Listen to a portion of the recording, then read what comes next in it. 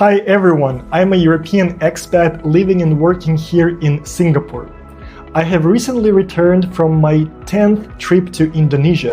I have visited 6 islands so far, big and small, and in today's video I would like to share my experience in Indonesia.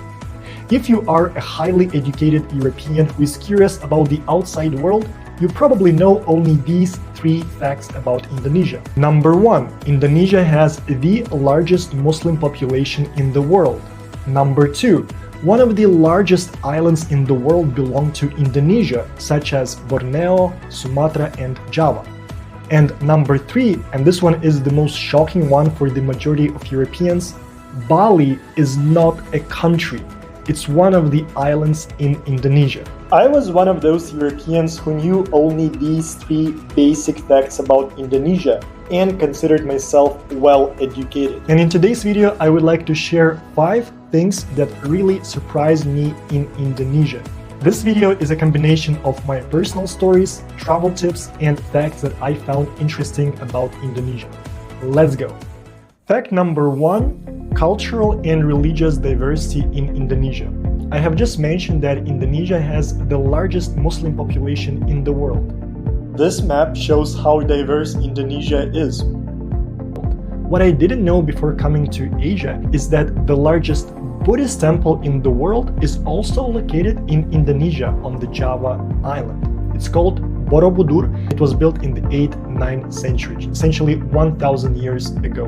One of the largest Hindu temples, Prambanan, is also located in Indonesia on the same Java island. You can fly to Jakarta. It's a large town right in the middle of the island, and then you can take one tour and they will take you to Prambanan and to Borobudur. That's exactly what I did just a few weeks ago. Borobudur is located next to a volcano. Several hundred years ago, there was a volcano eruption. No one died, but people couldn't grow crops anymore because of the ashes. So people started abandoning Borobudur, and over time, it was a completely empty area, and Borobudur was buried under the ground. The locals were spreading the legends about an ancient temple in the jungle, but no one really knew its exact location. Only in the 19th century, Europeans who came to Indonesia, they were told about this temple, and they decided to explore the area and found it. So although Indiana Jones style stories about a hidden temple in the jungle, they actually originate from a real story about Borobudur. The Hindu temple on the Java island Prambanan is equally impressive. They did a great job in renovating the buildings, but there is still a lot of ruins in Prambanan, and you can only imagine how beautiful those buildings were just a few hundred years ago. I was equally impressed with Borobudur and Prambanan, and as I mentioned, there is one tour that brings you to both temples from Yogyakarta, so I highly recommend going there. Speaking of cultural and religious diversity, Bali, the most famous island in Indonesia and probably in the world, is a predominantly Hindu island. As an ignorant European, I always thought that Hindu religion is limited to India or to the Indian community outside of India, for example, here in Singapore. But I didn't know that some non-Indians are also Hindus, for example, in Bali. In fact, the most famous statue in Bali is the Garuda Vishnu statue, which depicts the Hindu god Vishnu riding on the back of the mythical bird Garuda. It's taller than both the Statue of Liberty and the Christ Redeemer in Rio de Janeiro, and the second tallest Hindu deity statue in the world.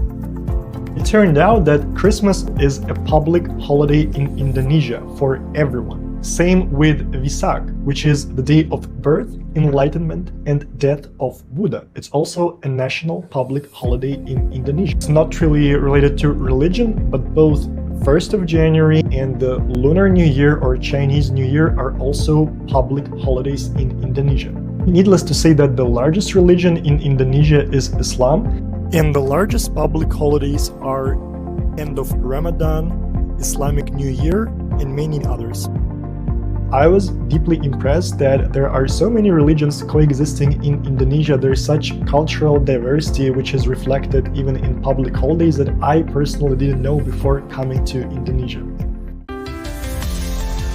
Alright, let's move from the Java and Bali islands to a small island called Batam, just 1 hour away by boat from Singapore. I went there with my 2 Indonesian friends and they took me to one of the most traditional Indonesian restaurants. 2 things stood out for me. Number 1, instead of bringing a menu like European-style paper menu, just 5 minutes after we entered the restaurant, they brought a lot of food on the table. I was really surprised. I asked my friends, did you order this food? Isn't this too much for us? I didn't see you ordering food. What is happening? And they explained to me that in traditional Indonesian restaurants, they don't have a menu. They just bring all the food they have on your table so you can actually see it with your own eyes and decide which one looks tasty, which one smells tasty, which one you want to try.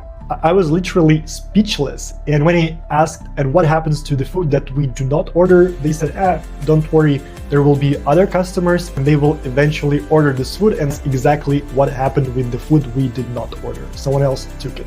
I think it's a very customer-friendly experience because when they bring you a European-style paper menu, yes, you do have pictures of the food, but those pictures are always very, very photoshopped, so you don't really know what exactly you will get when they bring you the actual dish. Here, in that restaurant, you could see it with your own eyes. The second thing that surprised me in the same restaurant was that the locals were eating with their hands.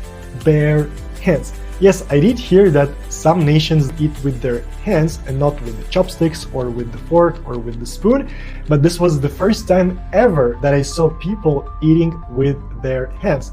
They understood immediately that I'm a bule, so they brought me a fork and a spoon, so I didn't have to eat with my hands, but I couldn't help just looking at people from time to time with a curious look. But at that time, I was so excited to go through this new experience that I didn't really pay attention to my manners. Memory number 3, interacting with the high school or university students. It's not unique in Indonesia. In other Asian countries, school students or university students, they get assignments to find a foreigner in the city center, talk to them in English, ask some questions, record their answers, and then share back at your school or university. I've heard about this, but my very first interaction with such students happened in Jakarta. It was my first visit in Indonesia ever, and I do remember I was in the historical city center. Everyone was very welcoming, everyone was smiling and saying hi to me. And there were shy students who came to me and they said, can we ask you a few questions, and do you mind if we record your answers? And I was like, yeah, I don't mind doing that. That was a new experience to me as well at that time. Since then I had a few interviews already. I was expecting such questions as, is it your first time in Indonesia? What do you like about Indonesia? What have you visited in Indonesia? They took out the camera, started recording me, and asked the following question: what is love? And I froze for several seconds. Even now, as I reflect on that question, and I still don't have a good answer. So then I started mumbling something that honestly I don't remember what I answered. So my best advice to school children out there in Indonesia and other Asian countries, please ask simple questions. I'm curious how you would answer if someone on the street asked you this question.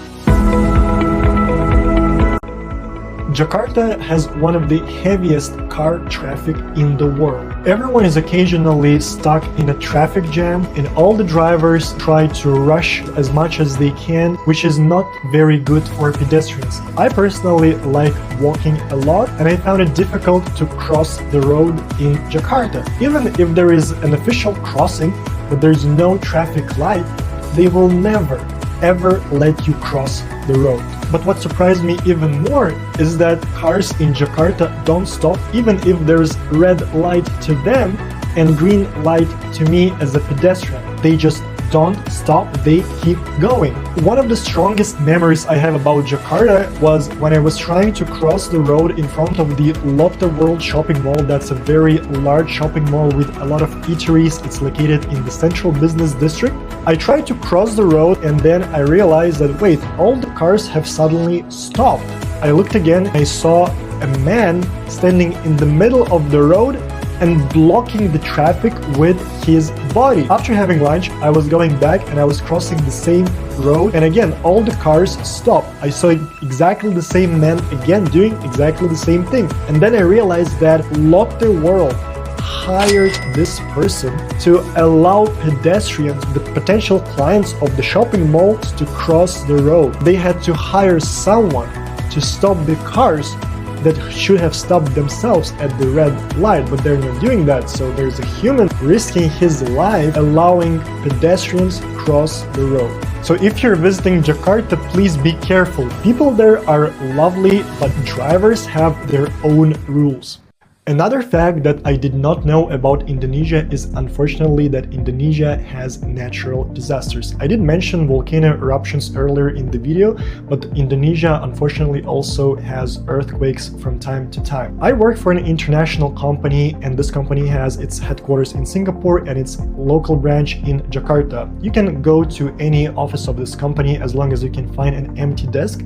So I decided to have a look at the Indonesian office. I went to the 45th floor, that's where the office is located. I was trying to find an empty desk. One desk looked quite empty, there was nothing on the desk itself, so I approached it and then I suddenly realized, oh wait, there is a bag under the desk, so probably someone sits here. I decided to look for a different desk, and yes, after a few seconds I found another desk that also looked quite empty, but then I realized, oh wait, there's a bag under this desk too.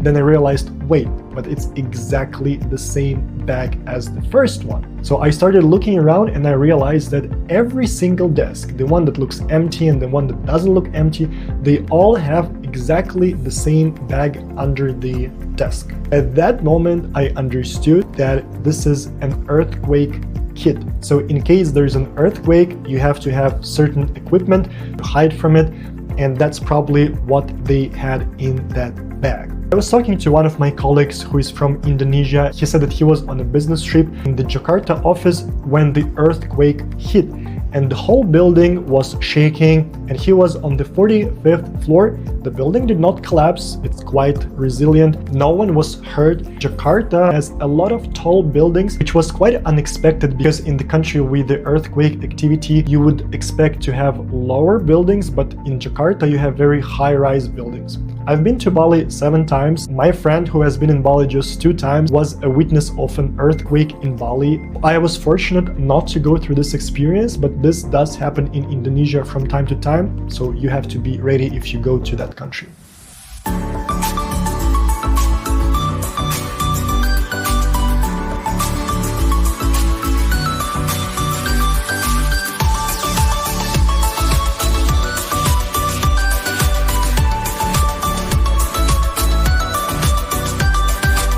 Of course, Indonesia is much more than those 5 facts or memories I shared with you in this video. I will keep exploring this beautiful country. I personally think it's a hidden gem of Asia, while Indonesia has 17,000 islands. Europeans go to just one of them, which is Bali, of course. I hope to explore more islands, more temples, meet more people, talk to more students, answer more questions, and enjoy Indonesia over and over again.